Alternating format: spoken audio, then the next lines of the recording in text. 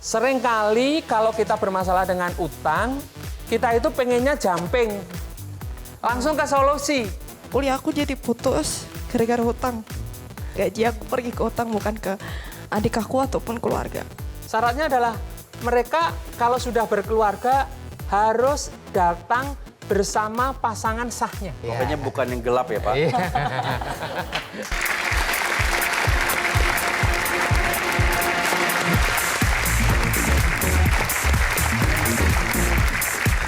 Selamat malam hadirin dan juga pemirsa ada dimanapun Anda berada.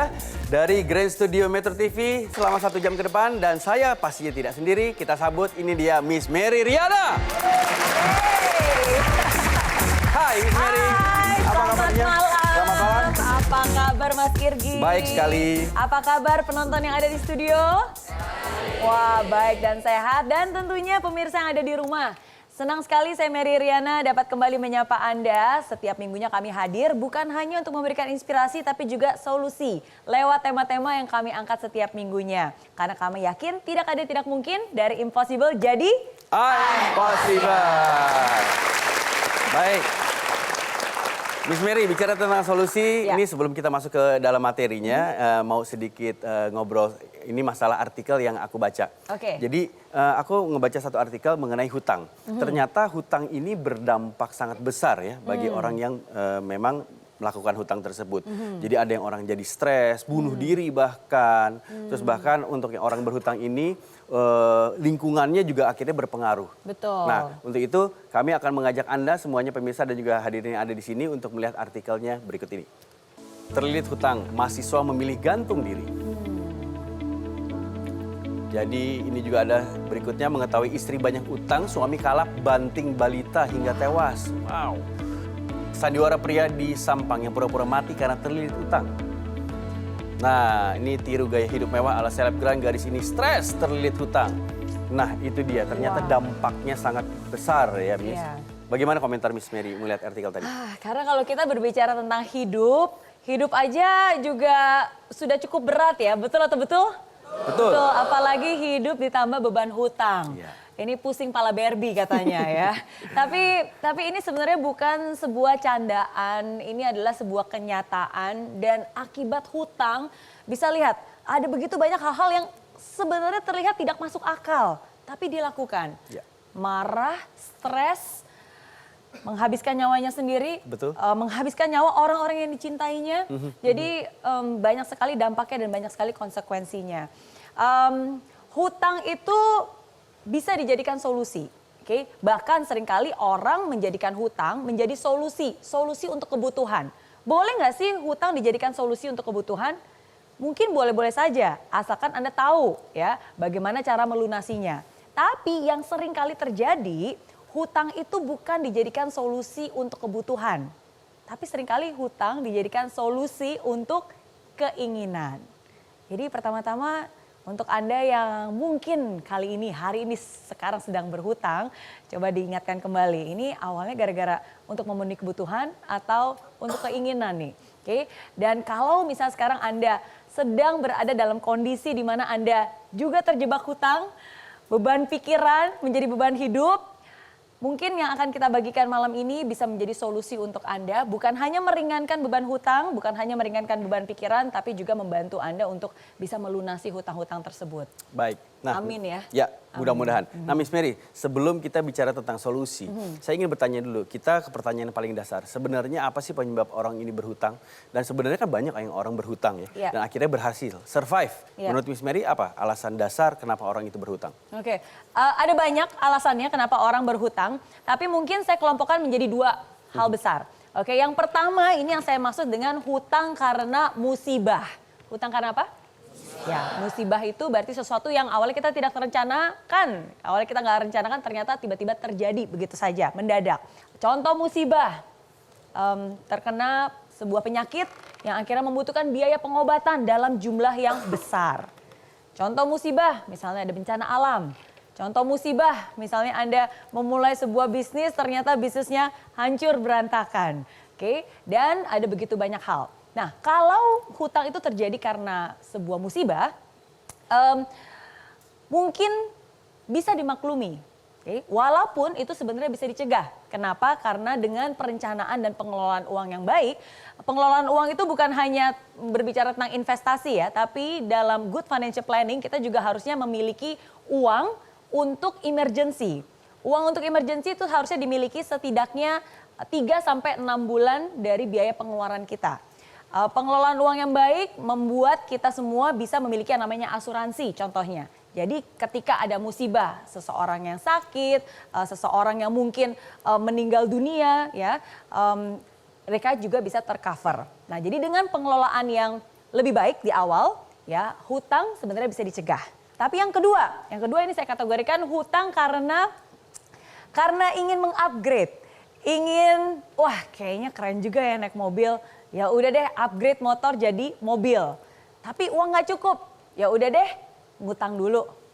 Ah pengen renovasi rumah, nggak apa-apa bisa ngutang kok. Ngutang untuk renovasi rumah. Ngutang untuk apa lagi? Ya ngutang untuk biaya hidup, ngutang untuk beli gadget lah dan seterusnya. Nah ngutang untuk biaya hidup hal-hal yang seperti ini yang seringkali menjadi permasalahan. Nah yang seringkali terjadi apalagi khususnya di zaman now anak-anak muda sekarang. Mereka nggak sadar bahwa yang kecil-kecil mereka utangin sana sini akhirnya bisa menggunung. Awalnya nggak apa-apa, ya nggak apa-apa lah utang sama dia 500.000. Apa masih 500.000 di bawah 1 juta. Sama yang ini utang 200.000. Sama yang no utang 300.000. Kesannya kecil, tapi kalau dikumpulkan, wow bisa jutaan bahkan puluhan juta. Dan ini yang terjadi belakangan ini. Baru-baru ini saya menemukan sebuah postingan yang sangat menarik Mas Irgi. Oke, dan postingan ini sempat viral. Kita lihat dulu postingan berikut ini. Nah, jadi ini adalah postingan Facebook. Seseorang yang curhat. Jadi dia saking stresnya punya banyak hutang dan gak tahu gimana melunasinya. Jadi dia membuat posting di Facebooknya. Dia bilang ini total tagihan saya saat ini. Ya banyak banget tuh. Ada dari berbagai macam pinjaman online. Intinya dia udah stres banget. Saking stresnya dia ngepost ini. Kalau dikumpulin hutangnya kesannya kecil-kecil ya awalnya. Tapi ternyata jumlah tagihannya kita lihat ada berapa? Nah, total 64.797.050 rupiah. Sisa uang di rekening dan dompet cuma 510.000. Dan akhirnya ini yang dia post. Akhirnya posting ini viral dan menuai banyak komentar. Ada yang pro dan kontra. Banyak yang kontra yang bilang, lu yang ngutang, netizen yang suruh lunasin. Gitu katanya ya. Tapi ada juga yang bersimpati, oke? Tapi ya inilah kenyataan. Ada yang pernah mengalami hal yang sama? Ya, dan jangan sampai ini terjadi kepada kita semua, oke? Jangan sampai hutang menjadi beban pikiran, jangan sampai hutang merusak keluarga kita dan merusak masa depan kita. Baik, nah Miss Mary kalau kita melihat ini kan tandanya memang sudah kejadian, nasi sudah menjadi bubur. Nah untuk orang-orang yang memang terbelit hutang gitu, solusinya? Oke, hari ini ada 5 langkah yang ingin saya bagikan bagaimana Anda bisa bebas dari hutang. Langkah yang pertama Mas Irgi, oke? Penasaran langkah yang pertama apa? Langkah yang pertama adalah mengakui masalah. Oke, jadi yang pertama Anda harus sadar dulu nih bahwa ada sesuatu yang salah. Ada sesuatu yang Anda lakukan yang salah yang menyebabkan Anda mengalami hal tersebut. Kenapa ini penting? Karena selama Anda nggak mengakui bahwa itu adalah kesalahan, nggak akan mungkin ada solusi. Selama Anda merasa, ya normal kok yang lain, itu kan hidup. Hidup ya harus seperti itu, ngutang sana sini biasalah. Ingat ya hati-hati, kata-kata biasa itu nanti jadi kebiasaan. Kebiasaan menghutang itu akan menghancurkan masa depan, bukan hanya masa depan Anda, tapi juga masa depan keluarga Anda. Jadi pertama, sadar bahwa yang dilakukan itu salah. Sadar bahwa ada masalah besar yang harus dicari solusinya. Oke, sadar bahwa mungkin ada pemikiran yang salah. Oke, tapi justru inilah modal awal. Satu quotes dari saya untuk Anda semua malam ini. Kita lihat quotes berikut ini. Jangan jadikan hutang sebagai kebiasaan. Kalau tidak, hidup Anda akan berada pada kecemasan. Sangat setuju sekali. Ya. Apalagi orang-orang yang sudah terjerumus. Ya. Yang pastinya pola pikir, gaya hidup Itu yang harus dirubah. Karena apalagi hidup di kota besar.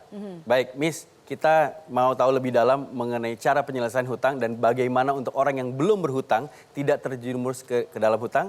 Jangan kemana-mana, kita akan kembali setelah yang berikut ini. Tetap bersama kami di Impossible. Dari Impossible jadi Impossible. Merelakan barang-barang yang mungkin berharga untuk Anda harus ikhlas karena mungkin akan ada beberapa omongan orang yang sekarang mungkin jadi tahu Anda jadi punya hutang dan Anda harus bisa menurunkan gaya hidup Anda.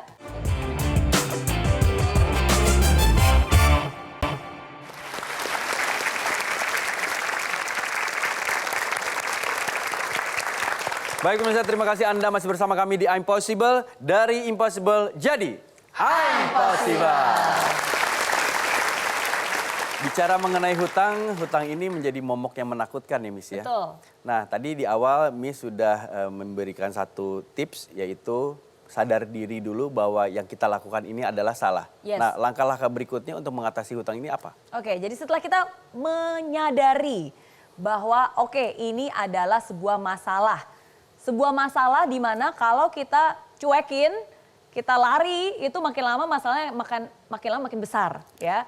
Masalah itu tidak akan hilang begitu saja, oke? Jadi pertama harus diakui. Nah yang kedua, karena ini ngomongin tentang hutang itu adalah tentang angka, oke? Jadi harus dihitung, oke? Nah jadi langkah kedua, saya tulis di sini, harus diapakan? Dihitung, oke? Jadi harus tahu dengan jelas, oke? Dan buat listnya, perhitungan. Pertama, apa saja hutangnya? Hutang di mana saja, berapa hutang pokoknya, berapa bunganya. Oke? Jadi yang dilakukan oleh netizen tadi yang ngirim, yang bikin postingan itu sebenarnya sudah benar. Dia sudah melist down semuanya. Hutang di online berapa, hutang sama teman berapa, hutang sama tetangga berapa, buat perhitungan. Termasuk juga menghitung cash flow. Cash flow itu berarti pendapatan Anda setiap bulannya itu berapa, pengeluaran Anda setiap bulannya juga berapa. Termasuk hitung juga aset apa yang Anda miliki. Oke, jadi barang-barang berharga apa yang Anda miliki sekarang nilainya berapa. Nah kenapa hitung-hitungan ini menurut saya itu harus tertulis dan harus dihitung. Karena dari sinilah baru kita akan bisa melihat apa nih solusi-solusi yang bisa kita lakukan. Karena ada banyak, sama seperti banyak jalan menuju kesuksesan, ada juga banyak jalan menuju bebas hutang. Oke, nah jadi untuk tahu alternatifnya jalannya apa saja, kita harus tahu nih kapasitas kita di mana, hutangnya berapa, asetnya berapa, pemasukan berapa, pengeluaran berapa. Ya, jadi itu langkah yang kedua. Oke, langkah yang ketiga. Nah, langkah ketiga ini penting. Paling penting menurut saya dibandingkan semuanya. Langkah ketiga, sebelum nanti Anda mendengar solusinya, sebelum Anda tahu solusinya, Anda harus ikhlas. Harus apa? Ikhlas. Kenapa harus ikhlas? Karena mungkin ada beberapa solusi yang menjadi berat untuk Anda lakukan. Mungkin Anda harus bisa merelakan rumah yang mungkin Anda tinggali sekarang untuk dijual, merelakan barang-barang yang mungkin berharga untuk Anda, untuk sementara digadaikan mungkin. Oke, harus ikhlas karena mungkin akan ada beberapa omongan orang yang sekarang mungkin jadi tahu Anda jadi punya hutang dan Anda harus bisa menurunkan gaya hidup Anda, ya. Jadi ada banyak hal yang harus diikhlaskan. Kalau Anda terlilit hutang, itu hutang rumah, Anda baru sadar bahwa ternyata Anda mengambil hutang yang sebenarnya Anda belum mampu. Oke, ikhlaskan rumahnya, ngontrak nggak apa-apa. Kalau Anda sekarang terlilit hutang karena beli mobil, ingin keren-kerenan, tapi sebenarnya Anda sadar itu nggak mampu dan itu melilit hidup Anda, memberatkan Anda, nggak apa-apa, diikhlaskan dulu. Naik motor, nggak apa-apa, ikhlas. Atau bahkan naik kendaraan umum pun sementara ikhlaskan. Oke? Terus kalau saya nanti jadi miskin gimana dong? Nanti diejekin sama teman-teman. Wih gila ternyata dia miskin. Atau kata zaman sekarang, Miss Queen katanya ya. Miss Queen ya. Nggak apa-apa, ikhlaskan. Itu bagian dari konsekuensi yang Anda harus terima. Anda harus bisa mengikhlaskan beban itu. Miskin sementara nggak apa-apa. 1, quotes dari saya untuk Anda malam ini. Dengarkan baik-baik dan ingat baik-baik. Kita lihat yang berikut ini. Lebih baik mengejar masa depan dengan kesederhanaan daripada dikejar hutang dan masa depan hanya tinggal kenangan. Oke. Jadi ikhlas dulu. Mau diomongin orang, mau diejek, mau kehilangan rumah, bahkan mungkin kalau harus pindah luar kota, harus pindah ke kerjaan yang lain, relakan dulu. Oke? Nah, itu yang ketiga. Baru hal yang keempat, meminta bantuan. Oke? Cari orang yang bisa membantu Anda. Pihak ketiga, konsultan keuangan atau orang-orang yang memang terlibat di dalam hutang tersebut, orang-orang yang mungkin bisa membantu meringankan atau membantu membuat sistem pembayaran yang lebih memungkinkan. Tapi ini sifatnya teknikal. Oke, dan khusus untuk malam ini kita juga akan memberikan sebuah solusi. Nah, jadi saya sudah mengundang sahabat saya, bintang tamu spesial yang khusus kita datangkan, seorang pakar hutang. Jadi langsung saja, inilah Pak Iwan Hartawan. Selamat datang di Impossible. Iya. Baik, silakan Pak. Yes. Terima kasih. Oke, baik, Pak. Ini jadi apa, pakar hutang ya? Pakar hutang. Pakar hutang. Pakar hutang. Oke, Pak. Ini saya pengen tahu kalau pakar hutang ini adalah pakar mencari hutang atau pakar penyelesaian hutang, betul kan? Betul. Jadi apa nih Pak? Jadi kalau pakar hutang ini sebenarnya lebih tepatnya konsultan hutang ya. Konsultan. Iya, konsultan hutang. Membantu orang-orang yang punya masalah dengan pinjaman. Oke. Iya. Tapi bukan membantu melunasi pinjaman mereka ya? Oh bukan. ya? Iya, bukan. Membantu untuk mempercepat agar hutangnya cepat lunas. Oh gitu. Iya. Baik. Ini backgroundnya gimana Pak? Kok bisa tiba-tiba Bapak bergelut di dunia kehutangan inilah gitu. Orang biasanya menghindar dari hutang, Bapak malah masuk ke dunia ini gitu loh. Iya. Jadi awalnya saya sendiri pernah bermasalah dengan hutang. Iya. Jadi pada waktu itu usia saya masih 28 kalau ya. Saya pacaran 7 tahun, terus kemudian nggak jadi. Nggak jadi nikah apa? Nggak jadi nikah. Nggak jadi Nggak nikah, nikah ya. Nggak jadi nikah, sudah tunangan, nggak jadi nikah. Terus kemudian saya frustasi. Saya tidak bisa kontrol diri. Yang dulunya hidup itu normal-normal saja. Begitu saya bermasalah dengan asmara ini, kemudian hidupnya menjadi tidak normal. Setiap hari Jumat sore, saya itu bepergian ke banyak tempat rekreasi di seluruh Indonesia. Oh, jadi traveler Pak? Iya, hanya untuk melampiaskan rasa kesal. Ya, mulainya dari mengambil uang tabungan. Ya, uang tabungan habis, mulailah dengan kartu kredit. Ya, dan pada waktu itu jumlah utang saya mungkin kalau untuk beli mobil dapat 2 MPV kali ya. Wow. Iya. Jadi pada saat kita punya banyak hutang, hal yang tidak bisa dipungkiri adalah tidak hanya bermasalah dengan kita saja, tapi juga bermasalah dengan lingkungan kita. Jadi kinerja saya juga mulai terganggu. Terus kemudian saya melakukan hal-hal yang tidak seharusnya di kantor. Ya. Akhirnya apa? Saya diminta untuk keluar, lebih tepatnya dikeluarkan. Ya, dikeluarkan. Begitu saya dikeluarkan, kan debt kolektornya nyari ya. Iya. Nyari pertama yang dicari pasti ke kantor saya dulu. Begitu ke kantor saya tidak ada, baru yang dihubungi adalah ibu saya. Nah, yang ini yang tidak pernah saya perkirakan adalah pada saat mereka menagih ke ibu saya ini, entah apa yang dikatakan menyebabkan ibu saya sakit. Oke. Masuk rumah sakit pada waktu itu. Baik Pak, saya akan bertanya lebih lanjut lagi sampai akhirnya Bapak bisa lepas dari hutang ini. Iya. Tapi sesaat lagi karena kita akan rehat dulu sejenak, tetap bersama kami di Impossible, dari Impossible jadi Impossible. Pak Iwan pada saat itu kan udah kena titik terendah. Aku belum sampai sejauh segitu. Tapi aku pengen mencegah dan yang pasti lebih baik lagi gitu.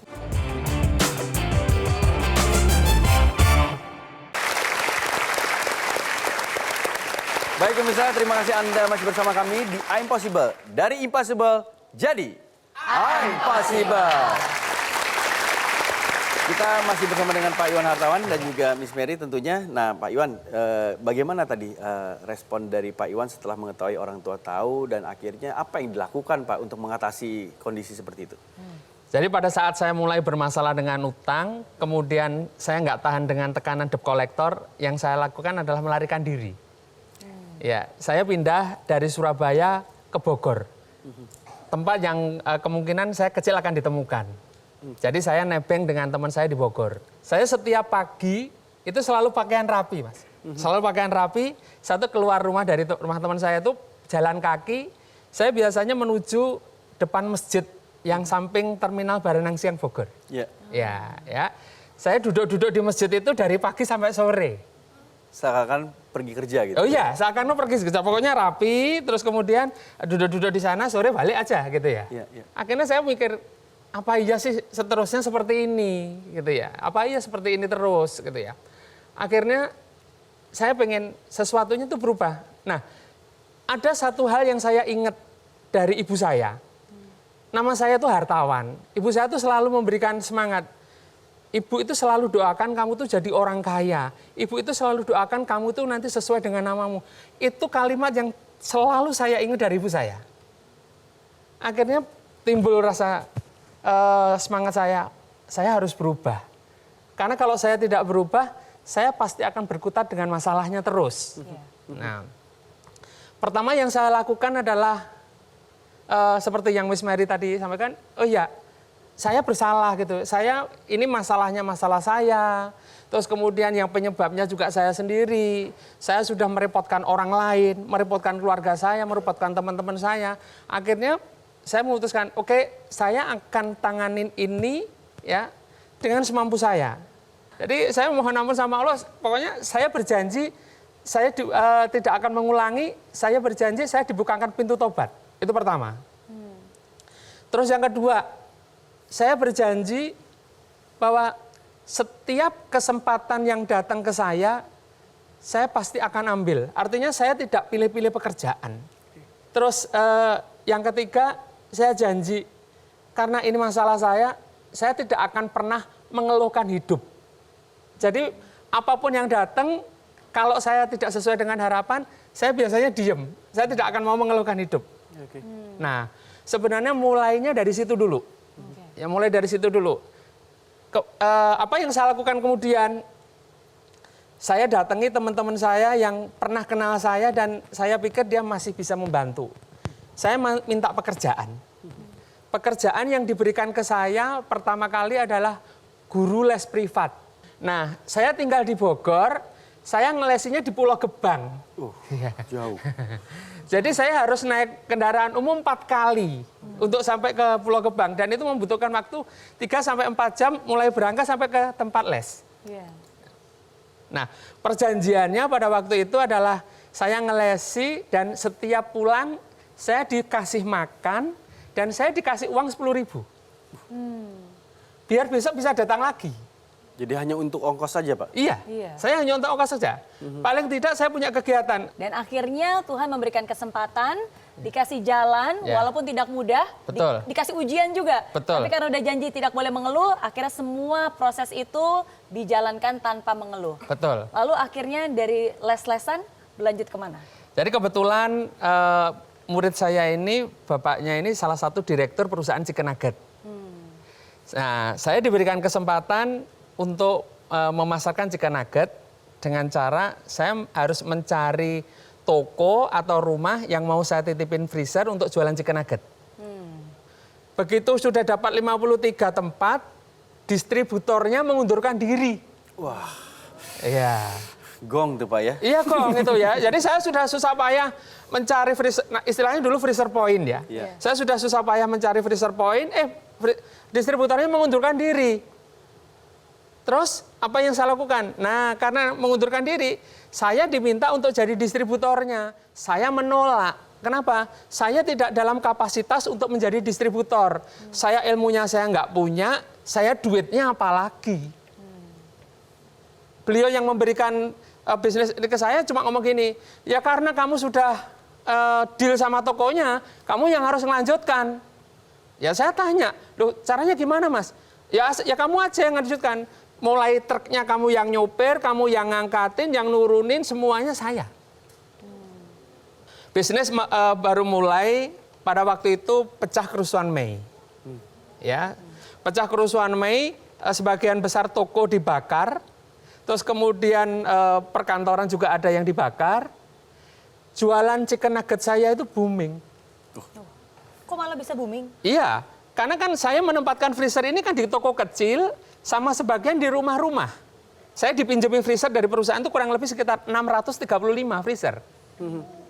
Banyak untuk ukuran Jabodetabek. Iya.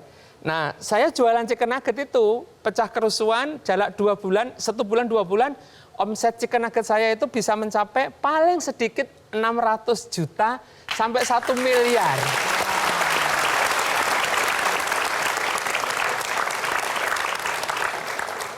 Dalam waktu 6 bulan, saya bisa melunasi semua utang saya. Kurang dari 1 tahun saya sudah punya deposito yang lumayan gede. Baik, saya melihat memang harus ada usaha, Ya. kegigihan, keikhlasan, Doa, Mas. dan pastinya Dan doa. Iya, doa. Betul. Baik, saya sangat kagum dengan apa yang sudah diceritakan oleh Pak Iwan. Iya. Dan mungkin teman-teman di sini juga ada yang memiliki masalah yang sama mungkin. Kalau misalnya berkenan, silakan ingin bercerita atau curhat kepada kita atau bertanya. Yang ingin bertanya ataupun mau curhat silakan. Oke, baik Mbaknya. Boleh naik ke atas, kasih tepuk tangannya. Kenalan dulu. Perkenalkan, Miss Mary, nama saya Nuka Oksiviani. Saya alamatnya di Pluit, Jakarta Utara. Aku mau cerita sih. Oke, boleh silakan. Sekaligus mau nanya solusinya juga. Oke, silakan. Saat ini aku tuh lagi ngejalanin sama yang namanya tema sekarang, gara-gara hutang hidup jadi nggak tenang. Ya. Itu benar. Aku nggak berutang. Cuman aku ngerasain imbasnya utang. Orang tuaku yang utang. Orang tuaku orang mampu. Ya, orang tuaku mampu. Aku anak pertama. Jadi aku orang yang pertama langsung ngerasain gimana nyaksiin tuh orang tua. Kendala apapun masalah orang tua. Sekarang ini kegiatan aku kerja. Sebelumnya aku kuliah. Kuliah aku jadi putus gara-gara hutang. Iya, kerja aku pergi ke utang. Gaji aku pergi ke utang, bukan ke adik aku ataupun keluarga. Aku mau nanya, kenapa sih utang tuh kayak nagih terus padahal kita udah mampu. Nah, caranya kita menyelesaikan itu dan balik lagi ke Iwan, Pak Iwan pada saat itu kan udah kena titik terendah. Aku belum sampai sejatuh segitu. Tapi aku pengen mencegah dan yang pasti lebih baik lagi gitu. Baik, terima kasih banyak Nuka. Boleh duduk kembali ya, kasih tepuk tangan dulu untuk Nuka untuk kisahnya yang sudah diceritakan kepada kita. Mungkin Pak Iwan mau coba mengomentari. Silakan Pak Iwan. Jadi yang harus dilakukan ya, yang harus dilakukan pertama adalah tadi sudah seperti Miss Mary tadi sampaikan, mengakui masalah. Oke, saya sedang bermasalah. Terutama yang harus ngomong bermasalah adalah bapak dan ibunya Mbak Nuka. Jadi tidak anaknya yang merasa bermasalah. Bapak dan ibunya dulu. Oh ya, saya bermasalah dan saya harus mencari solusi. Yang kedua, yang bisa dilakukan adalah saya bisa kirimkan form cash flow ya. Ditulis semuanya, termasuk utangnya kemana saja. Baru nanti kita akan tahu sebenarnya akar masalahnya itu ada di mana. Jadi kalau yang disampaikan tadi menghitung itu sebenarnya intinya adalah mencari akar masalahnya. Apakah akar masalahnya ini memang penghasilannya lebih rendah daripada pengeluarannya, ataukah karena satu kondisi tertentu di zaman kemarin atau di zaman dahulu yang menyebabkan utangnya tidak pernah bisa berhenti, atau sebenarnya ada masalah yang lain. Seringkali kalau kita bermasalah dengan utang, kita itu pengennya jumping, langsung ke solusi. Benar apa enggak? Benar. Nah, ini yang sering terjadi. Kita tuh jumping langsung ke solusi. Padahal menemukan akar masalah ini sudah 75% solusi. Kalau kita tuh menemukan akar masalah. Nah, solusinya apa? Nanti tergantung pada situasi, tergantung pada kondisi yang ada, tergantung dengan banyak hal. Mana yang bisa dilakukan lebih dulu? Apakah harus nambah income? Apakah nanti sementara tidak utang dulu? Ataukah dengan yang lain? Atau jual aset? nanti dulu. Setelah nanti di list solusinya apa saja yang paling memungkinkan yang mana. Biasanya butuh waktu yang lama, bisa setahun, 2 tahun, bisa jadi lebih dari itu untuk mengembalikan ke kondisi normal. Jadi datangnya pelan-pelan, perginya juga pelan-pelan. Kecuali teman-teman dapat musisat. Kayak saya tadi setahun sudah lunas. Iya. Baik. Kita akan lanjutkan, untuk itu kita rehat dulu sejenak. Tetaplah bersama kami di I'm Possible, dari Impossible jadi I'm Possible. Gaya hidup itu harus selalu satu level di bawah kemampuan. Jadi kalau kemampuannya Anda segini, gaya hidupnya jangan segini. Ya kalau kemampuannya segini, ya udah gaya hidup maksimal itu satu level di bawah kemampuan.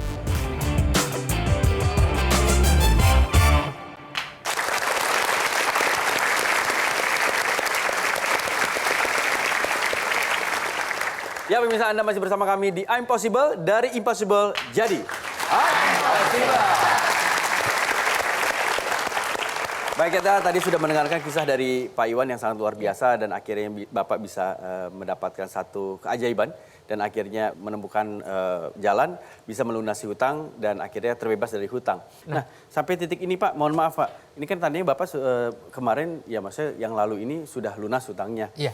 Apakah sekarang Bapak masih punya pinjaman ke manapun, apakah kredit card, ke teman atau bagaimanapun secara keuangan? Baik, mulai tahun 2006 saya sudah tidak mempunyai kartu kredit sama sekali. Oh, Sampai hari ini. nggak punya kartu kredit? Sama sekali, saya tidak punya kartu kredit sama sekali. Boleh tahu Pak alasannya apa Pak? Karena Iya. kan bicara hutang itu kan mungkin mindset ya, masalah mindset. Iya. Gitu. Iya. Apakah dulu Bapak mindsetnya untuk menyelesaikan satu masalah itu dengan hutang dan lain Iya. sebagainya. Nah sekarang Bapak berubah mindset. Dan Apakah kartu memang kredit kan sebenarnya juga berguna, tapi itu nggak hutang kalau dilunasi sebelum tagihan. Betul. Jadi gini, kalau kita ngomongin soal perencanaan keuangan, ini yang harus teman-teman pahami adalah tiap orang itu punya model perencanaan keuangan yang berbeda-beda. Masing-masing orang itu punya kekuatan dan kelemahannya. Saya perencana keuangan. Saya tahu persis apa yang menjadi kekuatan saya dan saya tahu apa yang menjadi kekurangan saya. Salah satu kekurangan saya adalah saya tidak pandai mengelola uang tunai, termasuk juga kartu kredit. Karena saya sendiri paham, saya bukan orang yang terampil mengelola uang. Saya putuskan 2006, mulai 2006, pertama saya belajar untuk tidak kredit. Yang kedua, saya belajar untuk tidak mempunyai kartu kredit. Sampai kapan? Sampai hari ini. sampai hari ini? Ya, ada pinjaman, tapi biasanya pinjaman yang saya lakukan adalah pinjaman jangka pendek. Yang berhubungan dengan bisnis saya. Jadi kalau bisa bisnis itu pasti akan punya kemampuan untuk Ya, nah, Pak, bisnis. akhirnya Bapak masuk ke dalam titik untuk mencoba membantu orang-orang yang mungkin bermasalah dengan hutang. Betul. Dan itu tanpa bayaran sedikit pun ya Pak ya? Jadi mulai tahun 2008 saya mempunyai tekad, saya mau berbagi mengenai ilmu melunasi hutang. Jadi saya putuskan saya menjadi konsultan hutang.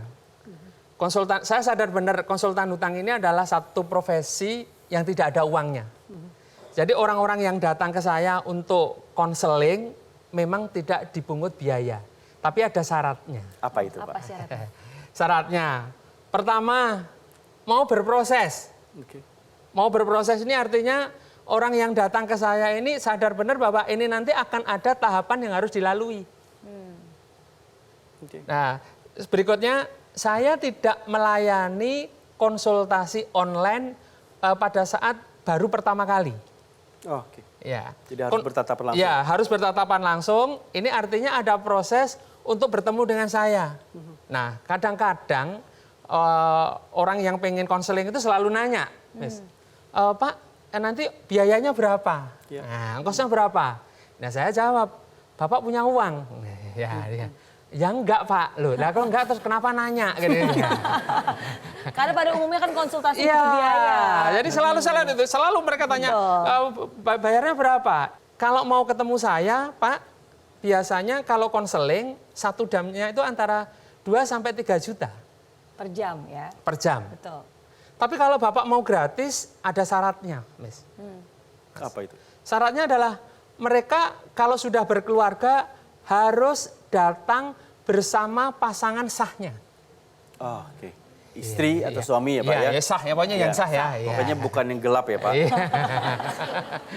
Jadi asal mereka datang, biasanya pada saat mereka ngisi form kan kita sudah tahu putranya usia berapa. Kalau putranya sudah 16 tahun, 17 tahun, saya minta untuk datang. Sekalian aja datang, kita ngobrol, baru nanti pertemuan kedua, ketiga dan berikutnya bisa telepon, bisa WA, ya, atau bisa email, macam-macam. Tapi untuk pertemuan yang pertama tetap harus datang bersama keluarganya. Sudah banyak Pak yang dibantu oleh Bapak? Banyak, Mas. Ada berapa banyak kira-kira? Ini mulai tahun 2008 ya, saya itu konseling setiap Sabtu sama Minggu. Oke. Dan setiap konseling biasanya butuh waktu 2 sampai 3 jam.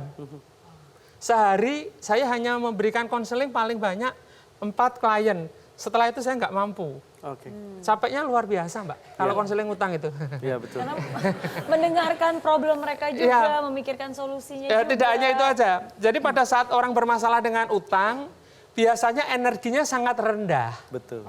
Betul. Nah, saya harus energinya sangat tinggi, terus kemudian energi saya turunkan, energi yang punya utang itu saya setarakan, baru saya bisa melakukan intervensi. Ngasih inputan itu kalau energinya sama. Kalau enggak, biasanya ya masuk ke telinga kiri, keluar telinga kanan. Iya, jadi tidak ada hasilnya. Oke. Jadi mohon maaf Pak, ini setelah yang berkonsultasi dengan Bapak, apakah rata-rata berhasil atau gimana? Apa berhasil nambah hutang lagi? Oh, enggak. Jadi pertama, kalau mereka mengikuti apa yang menjadi kesepakatan kita dari awal, ya, mulai dari mau berproses, kemudian tahu akar masalahnya, mau siap melakukan implementasi, kemudian ada evaluasi, alhamdulillah mereka selesai. Tapi ada juga yang orang sudah mengirimkan form, mengirimkan data hutang, kemudian tidak jadi datang karena saya memberikan syarat harus datang bersama pasangan. Ya, dan itu prosentasenya besar, Mas. Yang gugur karena Iya. harus datang sama pasangan tapi dia tidak mau datang dengan Dia pasangan. tidak mau, Ya. dan itu jumlahnya besar. Oke. Tapi Kak, yang saya mau pastikan satu, asal kita itu punya keinginan kuat untuk selesai, Iya. pasti Tuhan itu memberikan jalan. Pasti. Ya. Nah, tergantung kitanya aja gitu ya. Ya. Nah, keinginan kuatnya untuk selesai ini diwujudkan dalam berbagai macam hal.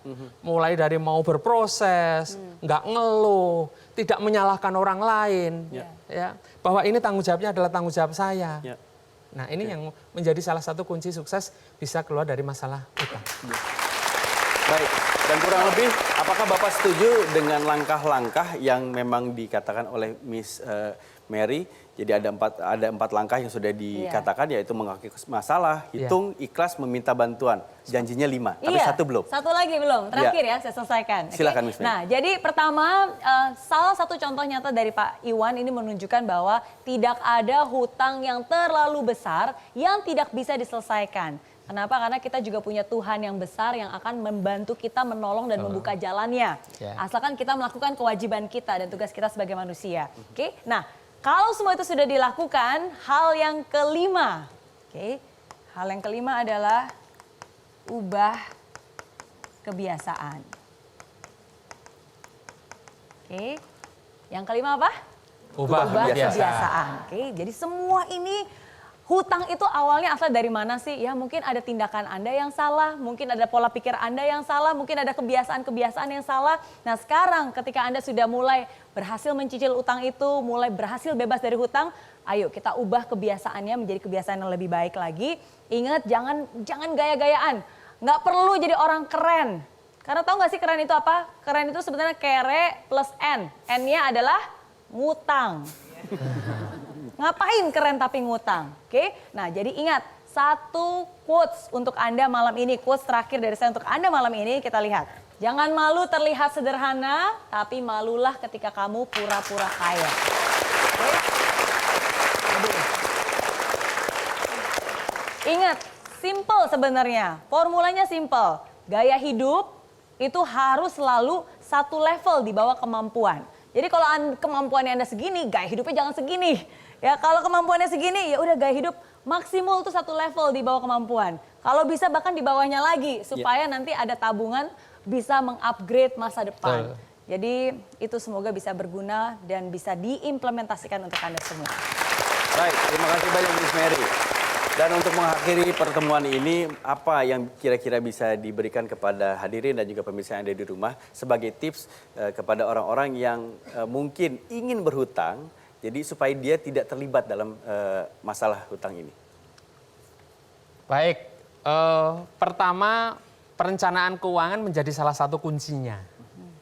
Jadi kalau kita mau ngutang, perencanaan keuangan, artinya kita juga akan ngukur sebenarnya kemampuan kita dalam membayar. Dan yang penting teman-teman juga harus sudah membedakan mana yang kebutuhan dan mana yang keinginan. Itu Mas Budi, cukup. Baik, terima kasih banyak. Mudah-mudahan ini membuka mata kita semuanya ya, agar kita juga tidak terlibat dalam hutang ini demi lifestyle. Masa depan. Ya, dan yang pastinya masa depan yang harus dikejar. Nah, yang terakhir mungkin dari Miss Mary, pesan Mary Riana. Gara-gara hutang, hidup jadi tidak tenang. Muncul banyak tagihan karena gaya hidup yang dipaksakan. Nunggak sana-sini demi gengsi, lupa untuk setor, jadinya dikejar-kejar debt collector. Ingat, jika ingin hidup yang tenang, bebas dari segala beban, pandai-pandai atur prioritas, jangan sampai kelewat batas. Berhutang sebenarnya tidak salah, asalkan dipenuhi kewajibannya. Mau berhutang tanpa sanksi, berarti harus bisa melunasi. Pikirkan mulai dari hari ini, bukan lihat bagaimana nanti. Sadar bahwa ada yang salah yang harus dibenahi, niatkan diri, pelan-pelan hutang itu pasti bisa Anda lunasi. Oke?